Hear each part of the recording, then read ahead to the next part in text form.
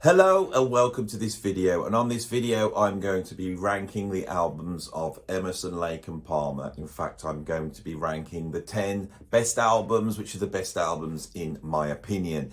But this is also going to be another epic video because I'm going to go as deep as I possibly can into this divisive band. There's people who love this band, but there's also people who hate this band.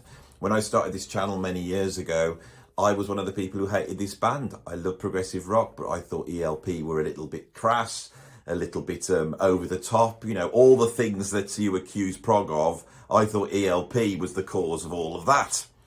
And then doing this channel and getting pushback about my comments about ELP, I started to listen again. And coming at this band from a much more mature point of view, I've been able to see the absolute genius of this band, and I am now a complete convert back to being an ELP fan, which I was in the early days. The month I discovered ELP was the same month that I discovered the Mahavishnu, a band that went on to change my life completely. So I was comparing the Mahavishnu with ELP, which is unfair because they are not the Mahavishnu. They're ELP and they do something else. Now, what do? Well, they are an originator of progressive rock, bringing their first album in 1970. They're there straight away, making epics, doing all the stuff that we expect from progressive rock. But they are perhaps the most virtuoso of the mainstream progressive rock bands. They bring a level of virtuosity that had been unheard of in rock. They also did rock interpretations of classical music, which is something we associate with progressive rock. But ELP are the peak of that. And also, they played a diverse range of genres, something I associate with progressive rock. But if you really think about it, the band that really does push the genres out, maybe Frank Zappa would be an example, but it's also Emerson, Lake and Palmer. And with Emerson, Lake and Palmer, I can see comparisons with Frank Zappa, which are quite interesting. Keith Emerson, who is the guy that formed the band, was originally in a progressive rock band called The Nice, and The Nice were one of the pioneering progressive rock bands. With the dissolution of the Nice in 1969, Keith Emerson then went about forming a new group. He originally wanted to form it with Greg Lake, who was the singer of King Crimson and had played on the first King Crimson album. And he wanted to form a band with Jimi Hendrix and Mitch Mitchell, and it would have been called Help. Now that sounds like it's a joke, but it's true. But it didn't quite work out like that. And in the end, the jam with Hendrix never came off. And so Carl Palmer was brought in. And there we have the famous Emerson, Lake and Palmer.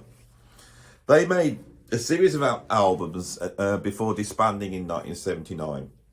They then, in the 1980s, reformed without Carl Palmer.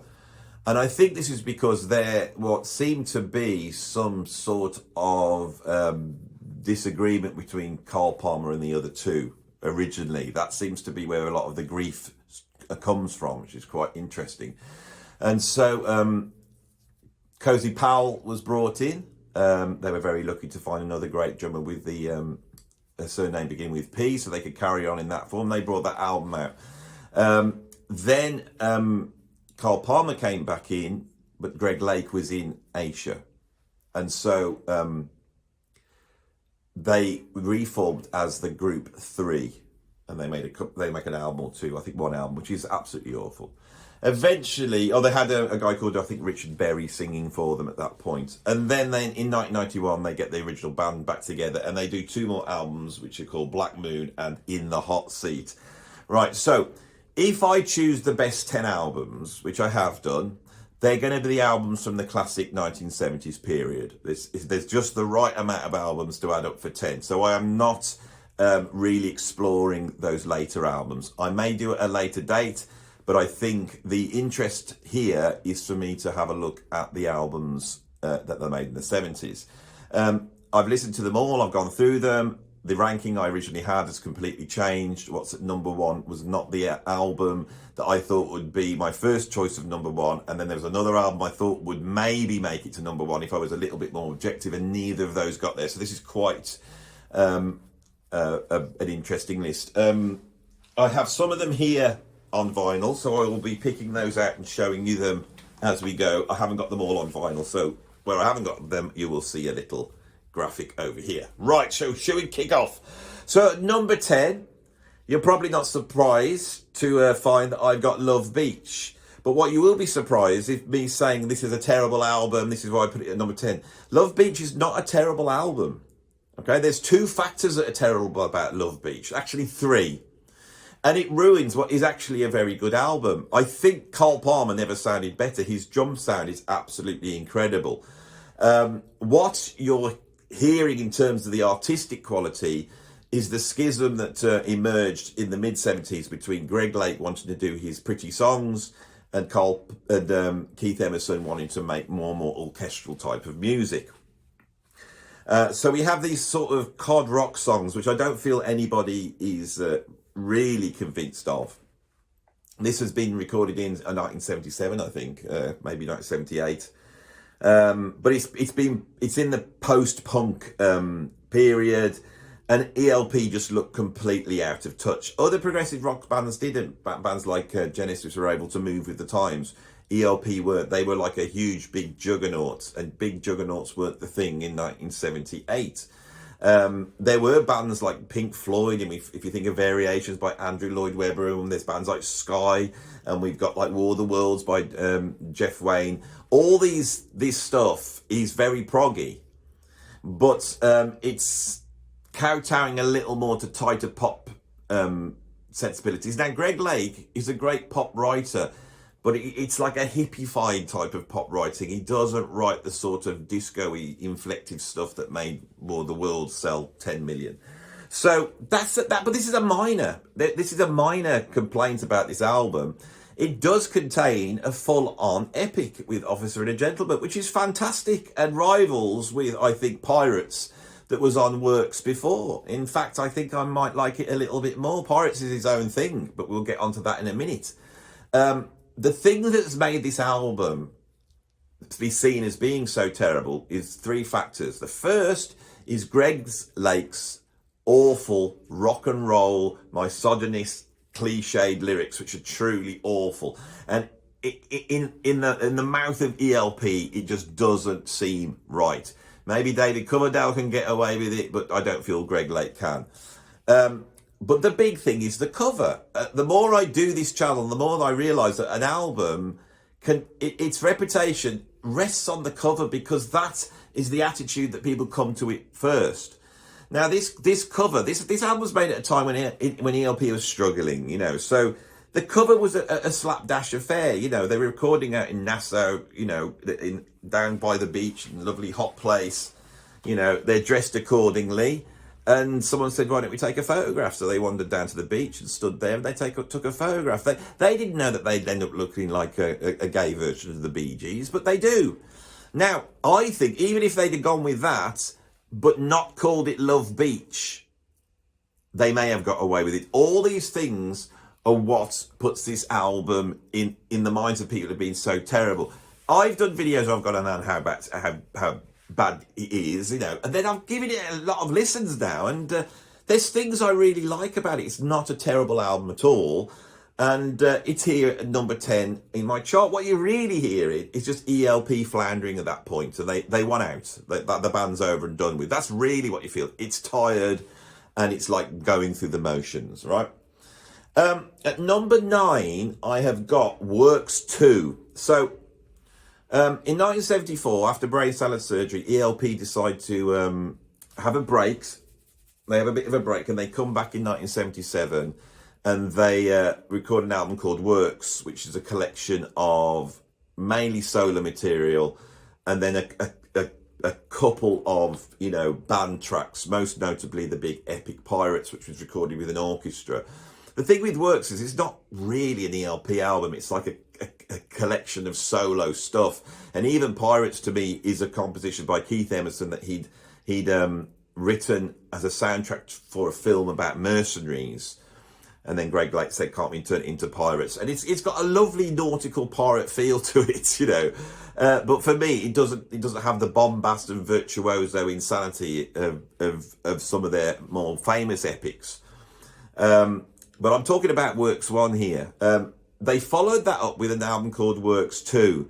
Now, for me, I always thought that this album was absolutely awful because it's basically a compilation. It's like their version of Coda by Led Zeppelin. It's got some of the outtakes from Works and some older outtakes from Brain Salad Surgery. And again, it's not an ELP album, but going back to it, what's interesting to me is you have Keith Emerson exploring what I call his Mrs. Mills side, you know, the Winifred Atwell sort of piano, you know, novelty song side. And I will get into this. This video is going to be a long one. I'm going to go deep into this. And once I've done the ranking, I'm then going to go back in and talk about ELP more, because I really feel they're a huge progressive rock band and I really want to get deep into what they're about on this video. So there's a few of those, but there's also some interesting stuff which actually it errs towards jazz fusion, and I find that quite fascinating, with actually some players that are from the jazz fusion world. Going back and listening to it again, it's a good album. There's some really good stuff on it. I think it's better than Love Beach because they're still managing to work together, and they have culled some tracks from the legendary Brain Salad Surgery sessions. So it's a pretty good album, but these aren't the two albums that you're going to want to own. After this, I think every album on this list is essential ELP album. That's how good they are. I can't believe I'm saying this. 2 years ago, I would not even give them the time of day, but going through these albums, these are incredible. So at number 6, I have ELP Live in Concert. For this ranking, I have brought in 2 live albums because I think they're essential purchases, and it made it add up to 10. So that's why I brought this one in. When I was a kid, I owned this album on vinyl. My collection growing up of ELP, the albums I knew well, was Trilogy, Brain Salad Surgery. I had Welcome Back My Friends, the big live album. I had some of that on tape, Pictures at an Exhibition, and ELP Live in Concert. And for me, the live album by ELP was this. Now, the thing about this album, it's incredibly recorded, right? It's an open air gig. It's a huge gig. And of course, when you're open air, the microphones are not picking up reverberation or the drums coming across because it's a big gig and there's no reverberation. The sound is tight, and it documents them live with the orchestra that they took on, the 80-piece orchestra that they took on tour. This is... it gives an extra dimension. We also get Peter Gunn, which is a great cover version by ELP. They're always good at that type of thing. You've got Sailor V on here, which is one of the great ballads. I really do love Greg Lake's acoustic ballads. It's a balance to all the bombast in ELP. And so often with other progressive rock bands, when they try and do that, it's not so good. But with Greg Lake's songs, they're absolutely fantastic. Here in the UK, he's probably most well known for writing the Christmas song, you know, Do We Believe in Father Christmas? Is that what it's called? I think that's what it's called. That's what he's known for. Us proggers don't know. We try and ignore that side of Greg Lake. But yeah, and that is a fantastic song. It sold millions of copies and warmed the cockles of British people's hearts at Christmas time. It's become a part of Christmas time because Greg Lake is able to write a song. And I enjoy his songs very much. The version, I know there's if you go and get the reissued Works Live box set, then if I was including that, because I'm not including any sort of reissues or anything that's come out, that would be very, very high on my list. And the recordings on that from Pictures of an Exhibition are better versions than the Pictures of an Exhibition versions, right? So that, and I'll get onto that when I get to that album. And the live recording of the piano concerto Toccato con Fuego, I think it's called, that is on there is fantastic. That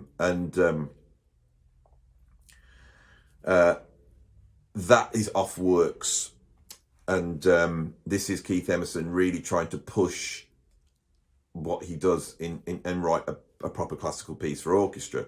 Of course, the critics always get sniffy when anybody tries to do this. The only person who's ever seemed to get away with it was Frank Zappa. That snottiness I think, is unwise because the integration of rock musicians, synthesis, soloing, improvisation, the integration of these things into an orchestral setting is a very interesting thing, which a lot of classical composers at the time didn't have the guts to do. And so the sniffy look that this stuff gets is a shame. This is an angry piece, and that's what I love about it. It's heavy and it's bombastic and it's angry. Keith Emerson's piano playing is absolutely virtuosic on it. The title, Toccata con Fuego, or whatever it was, Foucault, I think it is, obviously Italian. Now, a toccata is the name of a piece that features sort of virtuoso playing, usually virtuoso keyboard playing. So if you think of the Toccata and Fugue by Bach, that is a showcase for someone playing a church organ, a cathedral organ. And because toccata means touch, and it's about exploring the touch of the musician. It's about exploring virtuosity. So it's a great name for Keith Emerson to use. And I think this is fascinating because the word touch, con, with, and then fuoco, which I think it is, fuego. So you know what, my pronunciations of anything foreign is always awful because I'm English, right? So, but that means fire. So literally, this means touched with fire. Now, in 1975, Keith Emerson's house had burnt down and he'd lost a whole ton of different possessions. And that's what this explores. And the anger and the frustration is in that. And the clever use of the title, this starts to show a depth of creativity that ELP have. I just want to explain that here, so you start to see where they're coming from. It's not... ELP are an out-and-out rock and roll band. So often, to my chagrin, they will fall into doing a track which is basically a sort of piano, Jerry Lee Lewis, almost like Chaz and Dave take on rock and roll. But it's because they're a rock and roll band. But they're also a classical ensemble. It's an incredible thing, and nobody else has really done it like this. So anyway, that's what I've got at number 8 is ELP Live in Concert. If you haven't got that album, you need to get it. And if you can get the box set, that's would be an essential purchase. At this point, they're at the peak of their powers in terms of playing. The playing on this concert is incredible, really incredible. Anyway, I'm going to move on now to number 7, which is Works. And I've spoken about this a lot. So as I said, they took a break in 1974. They were burnt out. They'd done so much stuff, which as we'll get into as we get to the higher albums. In the early 70s, they take a break and they come back and they decide to do what a lot of progressive rock bands did at this point, is come back and explore the solo side of this band to try probably to assuage the conflicts that are going on. These conflicts between Greg Lake and Keith Emerson emerged on the second album, Tarkus, straight away. So they were very able musicians with a vision, and they, like most egomaniacal, creative types, they thought their position was absolute. That usually comes out of some sort of insecurity, and so that thing is not a great dynamic in bands. So how do you deal with that? Well, Yes dealt with it by everyone went their separate ways for a couple of years, and they came back with a whole bunch of solo albums. That's one way to do it.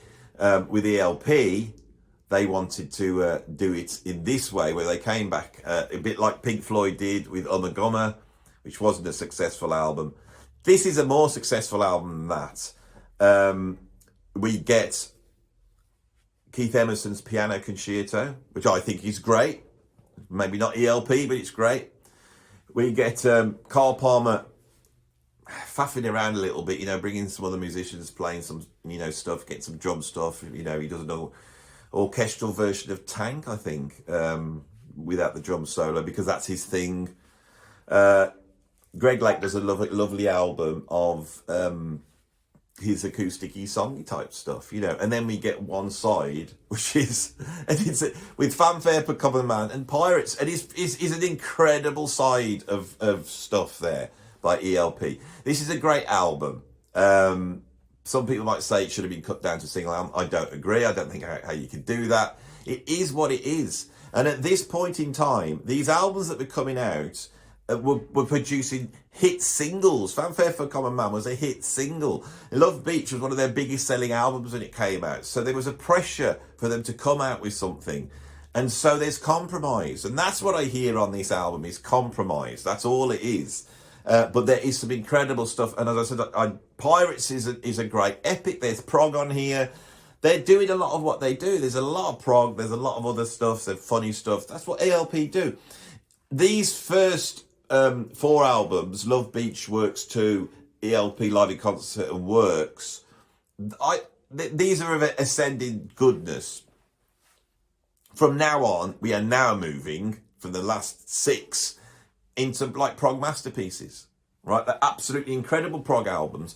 ELP were a huge success straight off as soon as they were formed, which is quite bizarre for a band playing the material they play, and a band without a guitar player. Think about it. How many bands have been able to sell this amount of records, a 3-piece, and sell out huge stadiums and have hit albums, hit records, and change music as they did, exploring synthesizer, all the stuff that we say, without a guitar player, if you don't count the acoustic guitar that we occasionally hear from Greg Lake.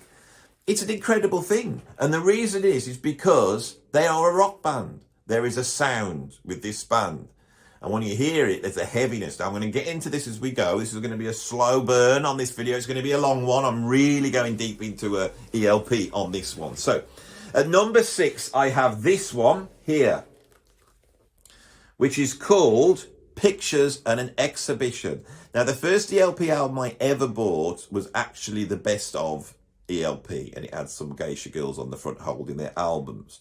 And that was a good album to get because it gave me a good overview of all their albums, and I had a good idea what were they doing, you know, and it had none of this album. So I went out and bought this album. This is the first proper album I ever bought by ELP. I also had on cassette the piano versions by Mussorgsky. Now, this is a troublesome album for me. In terms of the material, it's absolutely incredible. It's a live album. And it's not that well recorded for me. It's all right, but I'm always, when you have definitive versions of tracks and they're live and they're not that well recorded, I'm always like, oh, you want to hear them? What would this have been like in the studio? Now, like I said, if you go and get Works 2 live in concert in Montreal, that one, you get some of these and they sound incredible. But this does sound great, right? So I'll show you there inside if you can see it all. There we go. It's a lovely thing, this is. Now,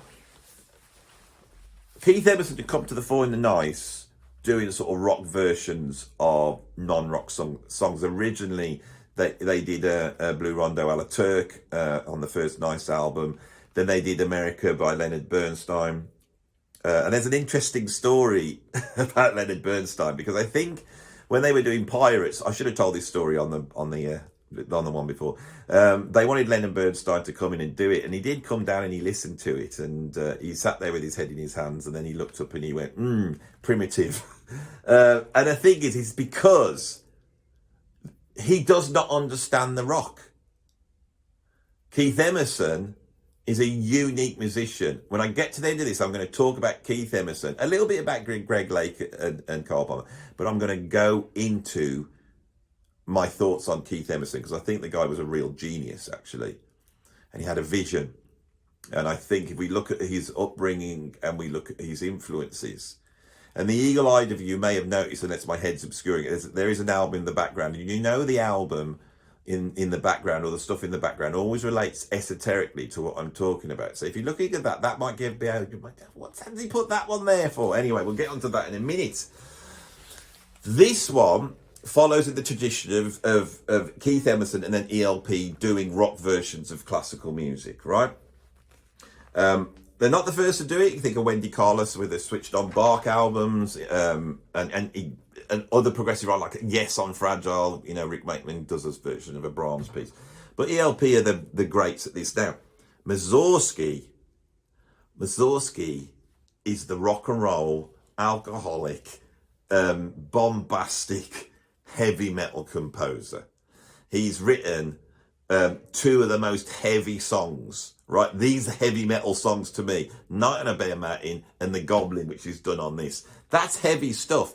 If you find a metaler and you play him those two tracks, they will love it because they're heavy metal tracks. A little bit like Mars by Gustav Holst. That's a heavy metal track as well. That's heaviness. Heaviness is an interesting thing. This is a heavy album because it's not just them doing a version of a classical composer. It's them doing Mussorgsky. And Mussorgsky has a pomp that goes with prog, and it has a heaviness, and there's some incredible things on here. And the other thing that's interesting is, at this point, you've got the ELP sound. The synthesizers haven't come in so much. And that Hammond organ sound that Keith Emerson has, combined with that thick, big, fat bass sound of Greg Lake, and then Carl Palmer's buddy-rich, over-the-top bombastic drumming, is captured on here. This is a fantastic album. And the only reason I put it lower on the list is because of the production on it. At number 6, I have an album that I don't own, so I can't hold it up. It's Welcome Back, My Friends, to the Show That Never Ends, which is their triple live album. Now, ELP are an incredible live band. They did some of the biggest gigs on the world. They played the California Jam concert alongside, who was on that, Deep Purple, and who was the other band on that? Oh, Andy, your memory's going, isn't it? Anyway, in front of 250,000 people, and that was filmed and recorded. And they were an incredible live act. This classic period that runs from 1970 to 1974 produces some incredible progressive rock tunes. And on this triple live album, they do them all. And they do stuff they improvise, there's drum solos, keyboard solos, there's all sorts of stuff. This is an incredible live album. I missed it when I did my progressive rock live albums, which I think I did anyway, and that was a crime. That was my prejudice against this band. Going back to again, absolutely incredible. And again, if you want to know what ELP were about and you went and bought just this one album, it would be a great album to start with because it's got everything on there from all the albums coming up, and it's live and it's on fire, and they're at the peak of their powers on this album. So that's what I've got at number 5. Right. Number 4, I have this, Tarkus, which is their second album, right? Not an exciting rear cover, but that's pretty cool, isn't it? If you open it all out there, we get this sort of panoramic, cinemascopic, fantasy art version of this sort of armoured armadillo tank thing coming along and destroying all before it. And if we have a look inside, we get some very strange artwork going on. Right, so this was their second album. It was recorded pretty quickly after the first album. It contains one of the first sidelong epics. I think Pink Floyd had done Atom Heart Mother, but Atom Heart Mother is a bunch of experimental stuff and ambient and improvised stuff.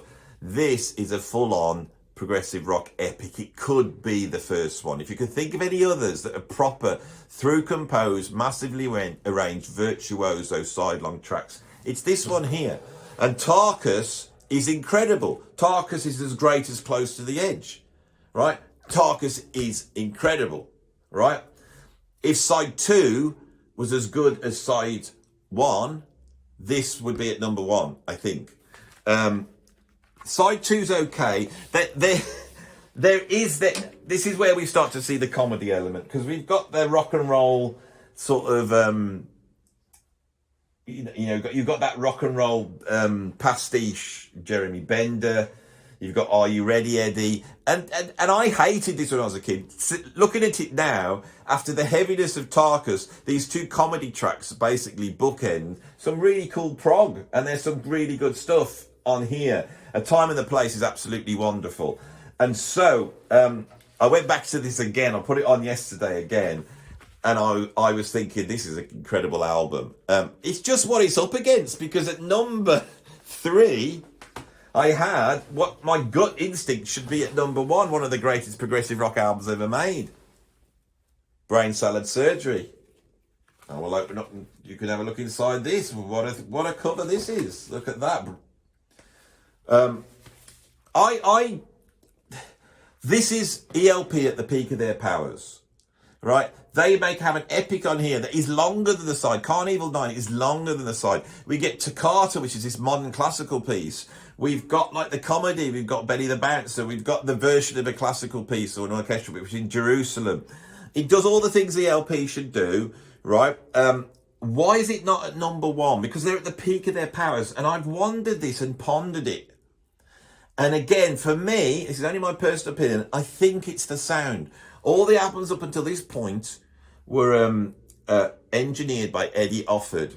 And Eddie Offord wasn't available for this epic because he was working on an even greater epic, I think, which was probably Tales from Topographic Oceans for Yes. It's got to be that one. So Eddie Offord's not in here. And this has a different sound. And the sound is not quite the ELP sound. That cutting Hammond organ, the big thick bass, it's there at points. It's very overdubbed. It's very flowery in a way, right? So this is why I put this out. But this is one of the great progressive rock albums of all time. Again, the reputation of this one, I think it's also down to the cover. Because where Love Beach is a terrible cover, this is one of the greatest covers ever made. And it makes you want to like it. It's an incredible album. But I think the two I've got above it are definitely better. Now, what I have at number 2 is my personal favourite. So when I decided to do this list to start off with, my idea was Brain Salad Surgery number 1. It's just the most outlandish they do them. And I thought, but I like Trilogy more, which is the album I've got at number 2. I thought, I like Trilogy more. Why do I like Trilogy more? Because it's got more of the classic ELP sound I like, but it's outlandish. I'm not too sure about that cover, you know. I like that, though. That's brilliant, isn't it? Endless Enigma, Part 1. Incredible. Full-on prog. Everything that you'd want ELP to do. Brilliantly recorded. Tight. Sounds brilliant. Production's brilliant. Then you get Fugue. This classical thing that ELP do. And then we get Endless Enigma Part 2. Then we get From the Beginning. And I think From the Beginning, I love Greg Lake's acoustic moments. That is one of my favourite tracks. I think they had a hit with that. Then we get The Sheriff. And The Sheriff is probably one of their most successful pastiche songs. It's like a sort of English Chaz and Davy take on the Wild West. Carl Palmer's drumming on there is absolutely fantastic. And he's actually doing stuff on the drums that no one had done before. There's like a linear approach on that, which is quite interesting. And then it finishes with another ELP classic, which is Hoedown, which is their rock version of the Aaron Copland. And if I was pushed to which one my favourite is, I'm going to go with the ELP one. It's the same as when they did Aaron Copland. Aaron Copland, that expansive American sound, which has a touch, the American part of it has a touch of the rock and roll about it. And I think that's another composer. Some composers were great for ELP. Copland was one, Mussorgsky was one. Turn it over and we get Trilogy. Again, ELP, this is ELP at their peak. There's nothing tasteless about this. This is incredible progressive rock. Then we get Living in Sin, which is another Greg Lake tune. And that's dark and heavy. This is some of his Greg Lake's best stuff. And then it finishes with Abaddon's Bolero. And this just builds up to absolute climax. This is my favourite album by ELP. And it was going to be at number 1. Until I went back to this one that is at number 1 for me, the first album. I've changed my mind here, and I always know it's a good top 10 when I change my mind. I have changed my mind. I think this is their greatest album, all right? So I'm going to talk in depth as to what leads Keith Emerson to arrive at this album, then we'll come back to this album. So Keith Emerson was born in 1944. He's a regular kid. Right, he starts playing the piano, right? He has piano lessons, right? He's grown up in a relatively working class, not really working class, but he's a normal kid. And he's saved from looking like a wimp for having piano lessons with his mates because of Jerry Lee Lewis, rock and roll. And he can play that stuff on the piano. As he's coming up, there is, in the UK, we've got this sort of piano instrumental music, which is hit records. You've got Russ Conway and you've got Winifred Atwell. And they're having hit records. And they're playing in that sort of barrel house piano style, where which is a certain sound. And so often with ELP, when he's playing acoustic piano, unlike Rick Wakeman, who is on some big Steinway, Keith Emerson is on this barrel house upright piano, and it has a certain sound, the sound that we associate with Chaz and Dave. I know I referenced Chaz and Dave, but I do believe they're one of the greatest groups of all time, and I am going to do a video on Chaz and Dave at the moment. They are prog, but they're not prog. But they do what prog did, but they do it in their own way. But that's another video. So he's taking all these influences in. He's also coming out of jazz. He's a big fan of Oscar Peterson. But an album that really influenced him was the album I've got behind here, which I also have an original copy of because my dad was a big fan. I was also brought up with this album. This is a fantastic album. It's Shelly Manne and his friends playing songs from My Fair Lady. And the pianist on this is Andre Previn. And of course, Andre Previn back then was a pretty fine piano player, but had a classical training, as we know, and had got an orchestral arrangement, conductor's approach to playing jazz. That album was a big influence on Keith Emerson. So Keith Emerson is coming from a diversity of influences that he has assimilated, truly assimilated, which is going to be what progressive rock is. He's embodied with this far more than, say, someone like Robert Fripp is, or the guys in Pink Floyd. I would say as a personality, it's Keith Emerson. There's always, with every single genre, there is always a musician that embodies that genre. In jazz, we've got Charlie Parker. There was a load of bebop musicians, but bebop is defined by the personality, the technical approach, the phrasing and the sound of Charlie Parker. With jazz rock fusion, I've always said it's Jan Hammer. Jan Hammer's approach to the Moog synthesizer and the way he tries to emulate in a guitar on a synthesizer, the way he plays in these certain sort of Mixolydian bass scales, a whole thing that I won't go into technically that Jan Hammer does, for me is the very definition of jazz fusion. It's actually the sound of jazz fusion. Keith Emerson has had this upbringing, and the reason I think he's so important to progressive rock is because he comes then into the 1960s, and the 1960s in the UK, it's all about the guitar. We've got Clapton, then we've got Hendrix, then we've got Peter Green, then we've got Richie Blackmore and Jimmy Page. You know, this is where rock and roll is made, where they're sticking, you know, the guitar through Marshall amps, 100-watt amps, and they're overdriving them, and there's this heavy sound. And as you know, legend has it, you know, Keith Emerson's out on tour with Jimi Hendrix. You know, he's looking at what Jimi Hendrix is doing, and he's thinking, how can I do this on keyboard? So he starts to approach the keyboard in the same way as Hendrix approaches the guitar. Back then, one of his roadies is Lemmy Kilminster from Motorhead, and he gives him a Nazi dagger, and he starts stabbing the keyboard. But these aren't just things for show. When he's stabbing the keyboard, he's able to create drones on the keyboard. When he's rocking the keyboard around, he found ways of feedback in the keyboard. And so that's the X factor. He is the Jimi Hendrix of the Hammond organ and the keyboard. Another keyboardist that we have to give their due is John Lord from Deep Purple, who again passed his Hammond organ into a Marshall amp, I think, or at least an overdriven amp, and took on the role of a rhythm guitar player. But Keith Emerson embodies so much more. And so he goes into Nice. Nice is originally sort of picked up as a backing band for the soul singer P.P. Arnold. But there's a chemistry there, and they start to explore these things. But these things are really coming from Keith Emerson. There's a certain interest there, right? It's a certain approach to piano playing, which is at once American and English, right? It is the assimilation of Jerry Lee Lewis through the sort of Cockney song, which is what Chaz and Dave made their career on. It is the assimilation of jazz, but through the language of classical music and classical orchestration, especially the bombast that we associate with the sort of impressionist composers and the early modern classical, more than Schoenberg and stuff like that. It's composers like Prokofiev and Debussy and Ravel and Holst, especially the English composers. All that is embodied in Keith Emerson. Rick Wakeman is the classical musician that went rogue. It's a different thing. But Keith Emerson's not that.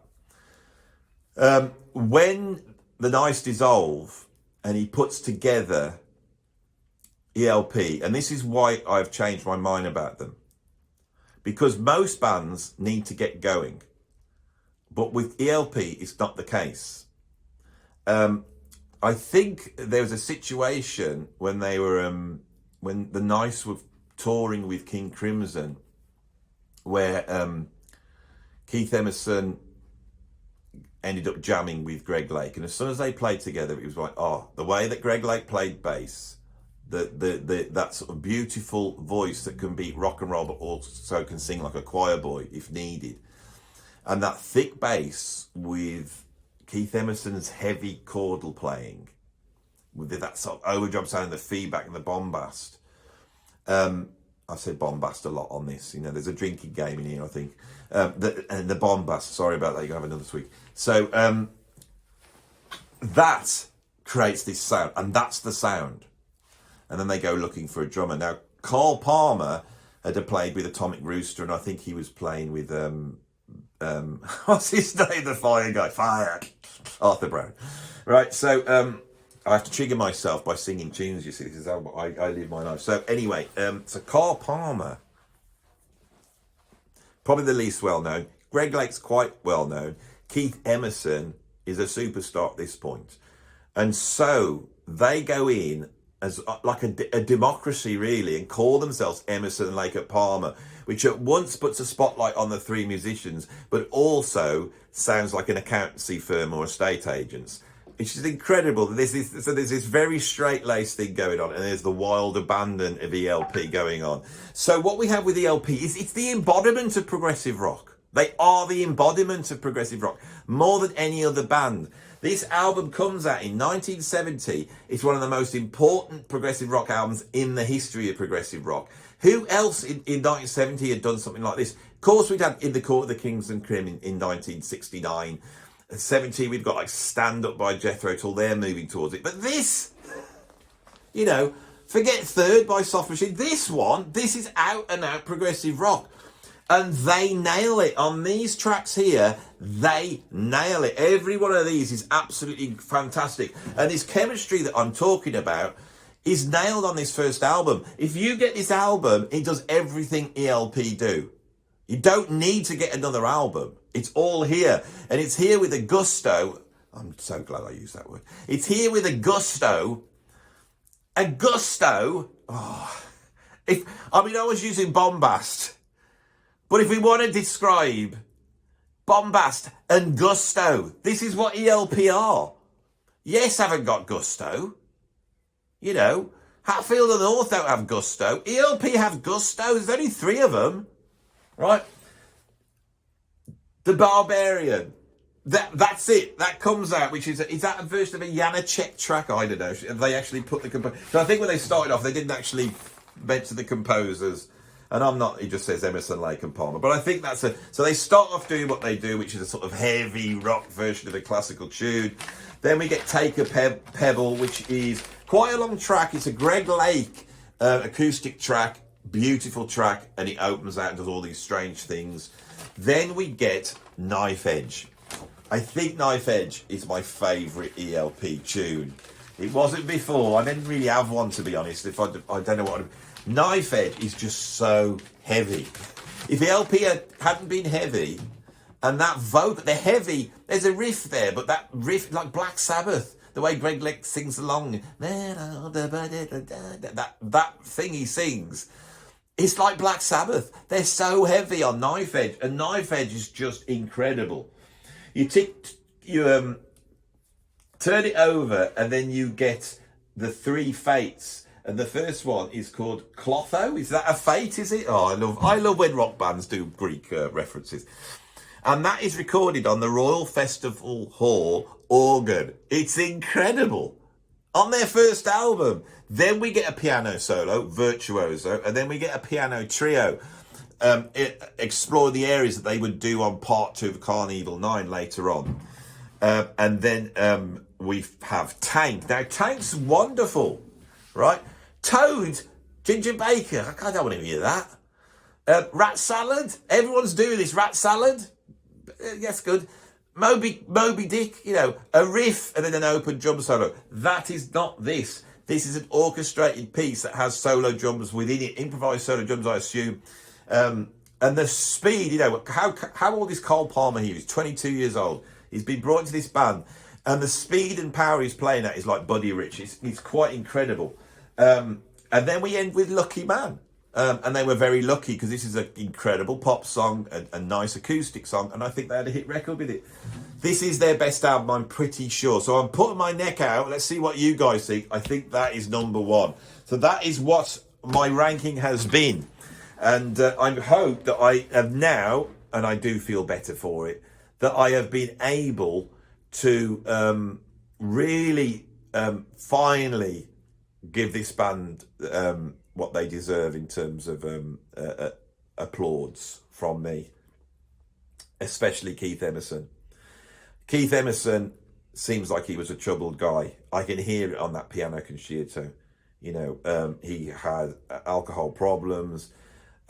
Eventually, I think was it around about 2016, something like that, he developed a debilitating condition. He was suffering with depression, and he ended up committing suicide. There's a few musicians that commit suicide. It's testament to ELP's brilliance that we don't associate that with Keith Emerson. We see him as this bright, shining star in ELP, which is an incredible achievement. But on pondering about this, doing this thing, I thought there are very few rock bands where the musicians have actually given their souls to the music, that they've lived and breathed it. The reason why ELP had so much bombast and gusto is because they were committed to the music. And there's a whole bunch of cool bands that the critics like, which is far more about posturing and being cool and doing the right thing. ELP were interested in that.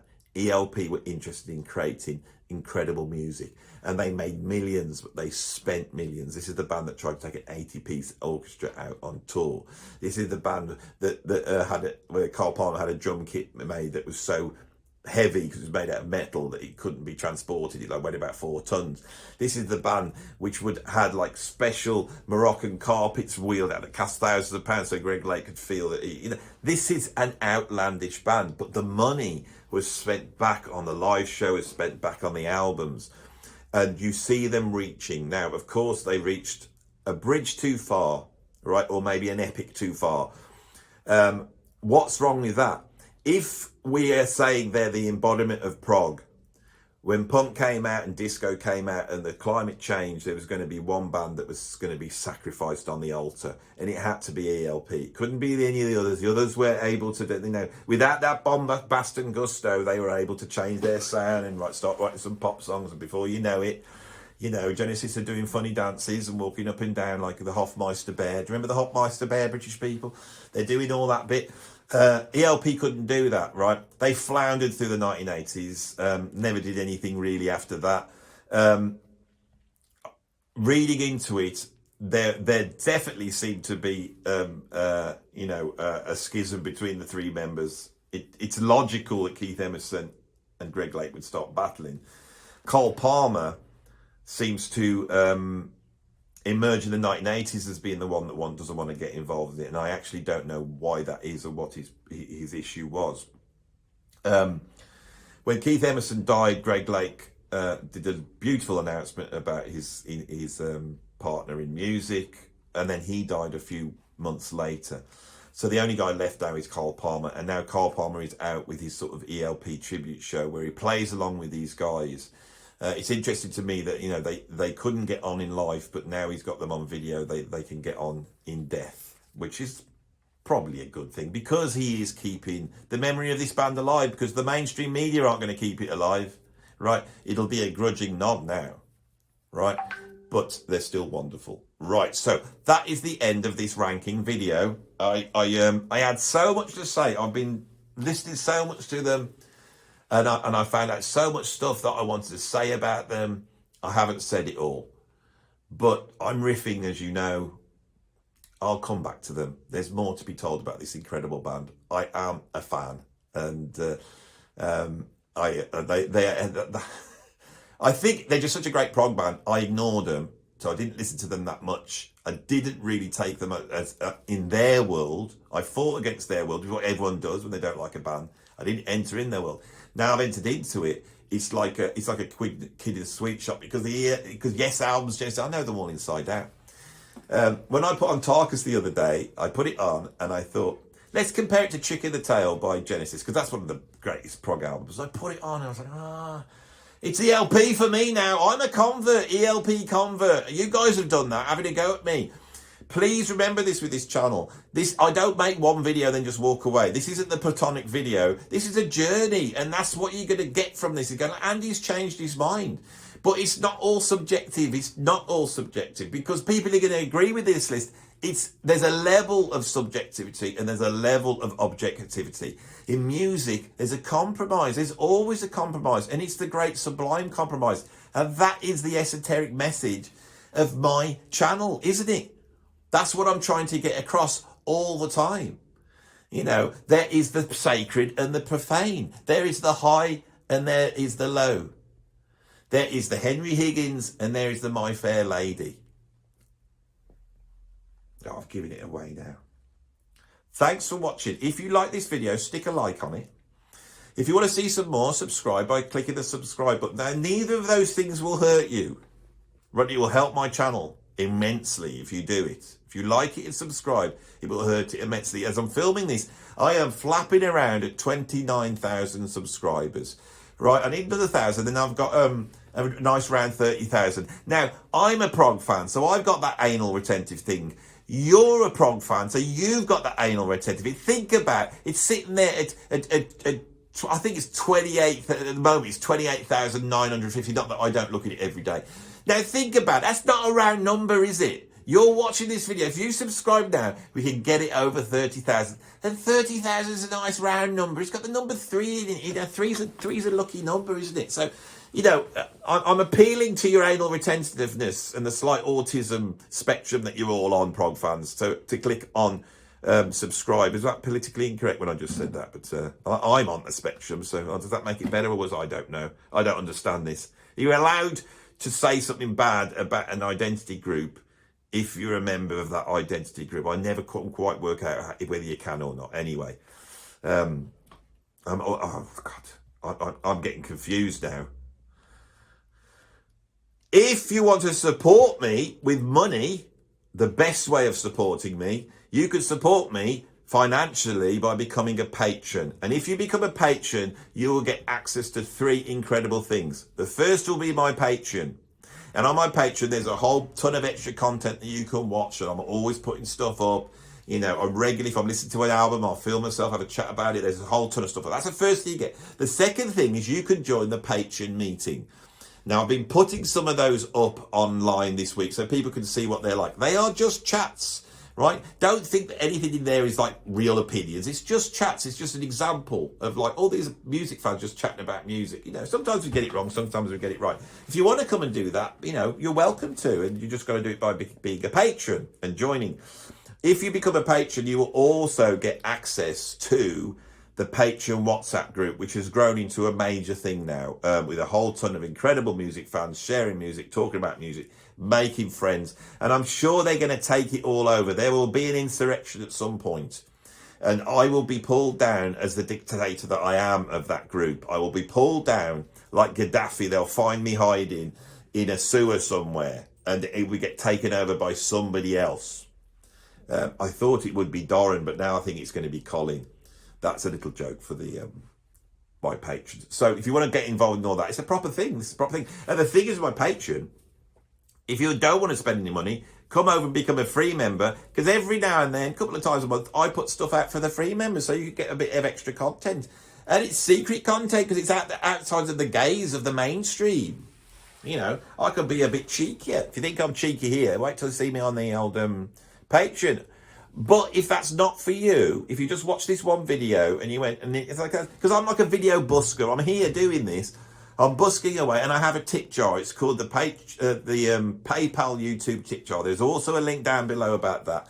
And if you want to stick a few quid in, you can, and I will really appreciate it. I am at the end of the video. Thank you very much for watching. I'm done. I'll see you on the next one.